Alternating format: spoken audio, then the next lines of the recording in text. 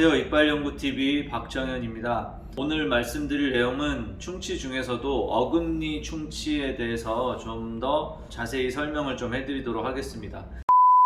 충치라는 게 앞니에도 생길 수 있고 어금니에도 생길 수 있는데요. 아무래도 어금니에 더 많이 생기죠. 어렸을 경우에. 보통 우리가 씹는 데 사용을 하게 되고 이 씹는 면이 평평하지 않습니다. 교두라고 부르는 산처럼 튀어나온 부분들이 있고요. 그 다음에는 소와 열구, 골짜기처럼 파여있는 부분들이 있습니다. 그래서 치아마다 어떤 특징적인 형태를 가지고 있는데 이 씹는 면들에 골짜기가 파여서 씹을 때 아무래도 평평하고 평평한 게 만나서 씹을 때보다는 여기가 빨판처럼 거칠고 파여있고 하면은 맷돌처럼 문댈 때 아무래도 음식물을 가는 능력이 좋을 테니까요.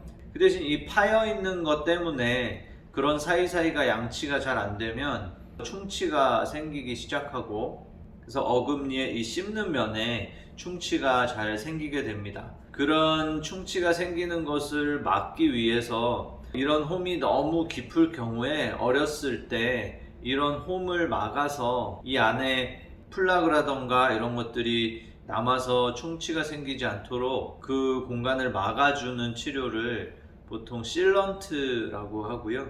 치료보다는 이제 예방 목적으로 하게 됩니다.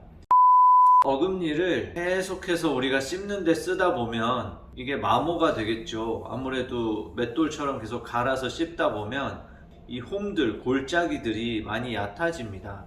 그래서 성인이 되면 그 골짜기를 타고 썩는 게 어린이보다는 좀 덜하게 될 수 있습니다. 물론 어금니에서 이 씹는 면 말고 양옆면도 충치가 생길 수 있는데요.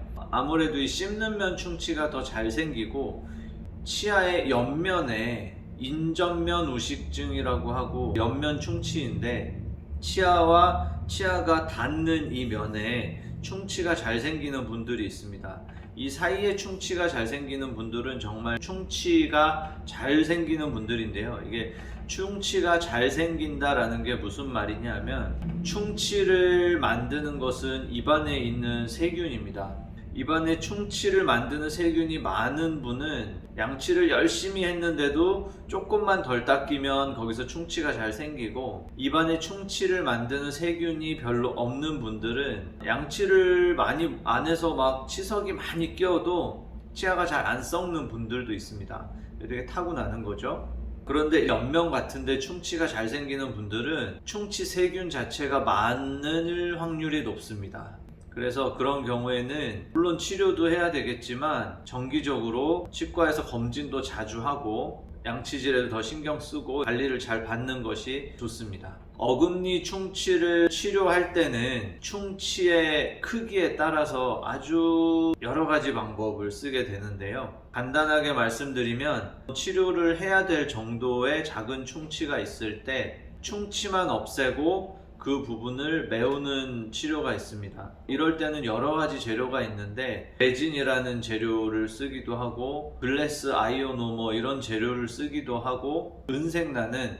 아말감이라는 재료를 사용할 수도 있습니다. 충치가 조금 더 커지면 충치 치료를 한 재료들이 씹을 때 그 힘을 버텨줘야 되는데 아니면 치료한 게 막 깨져나가고 할 수 있으니까, 그래서 아까처럼 충치를 없애고 그 자리에서 조금 채워 넣을 수 있는 치료를 하는 것보다 충치가 조금 더 클 경우에는 충치를 없애고 그 부분을 본을 떠서 입 밖에서 좀 더 단단하게 만들어서 그 만들어진 것을 다시 모양을 파놓은 곳에 붙이는 치료를 하게 되는데, 이런 치료를 인레이라고 합니다.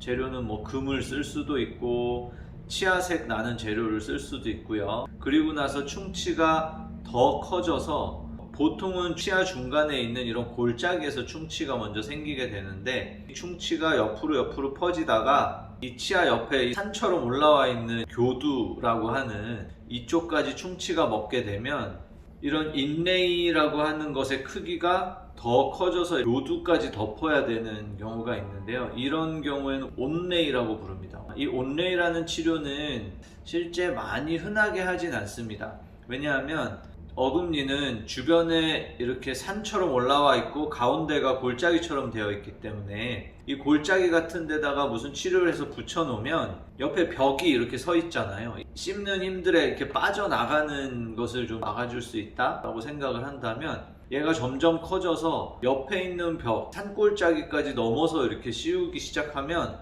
벽이 없어지는 거잖아요. 이 붙인 재료에. 그러면 씹는 힘에 떨어져 나갈 가능성이 좀 높기도 하고 하기 때문에, 물론 그 떨어지지 않는 모양으로 어떻게든 모양을 잡아서 잘 만들면 되지만 그래도 이게 잘 떨어지고 이럴 수 있는 것 때문에 보통은 온레이라는 것은 많이 하지는 않습니다. 개인적으로는 그렇고 주변에서도 흔하게 하진 않는 것 같아요. 교두라는 것까지 덮어야 되면 보통은 그 다음 단계인 크라운이라는 치료를 하는 경우가 더 많습니다. 크라운이라고 하는 것은 충치가 더 커져서 충치 부분을 없앴을 때 그 부분만 무언가를 붙였을 때 얘가 여기서 잘 붙어 있을 것 같지 않을 때, 너무 커서 그럴 때 이 치아 전체를 싸주는 치료를 크라운이라고 하게 되고요. 크라운을 할 정도면 이제 충치가 꽤 많이 먹었겠죠. 그러면 이제 넓이도 넓지만 깊이도 꽤 깊이 들어갔을 거니까 보통 신경치료를 하게 되는 경우도 있고요. 신경치료를 하지 않고도 크라운을 하게 되는 경우도 있습니다. 이거조차 할 수 없게 되는, 그러니까 크라운이라는 것도 치아가 충치를 없애고 어쨌든 언덕처럼 나와 있으면 거기에다 이렇게 붙여야 되는데, 붙일 언덕조차 없을 만큼 치아가 더 썩었다, 어금니에서. 그러면 이제 크라운을 붙일 수가 없으니까 뽑게 되고 임플란트를 해야 된다거나 이런 식으로 이제 가게 되는 겁니다. 이번에는 어금니 충치에 대해서 좀 말씀드렸고, 충치 깊이에 따라서 어떤 단계로 치료를 하게 되는지 설명을 드렸습니다. 감사합니다.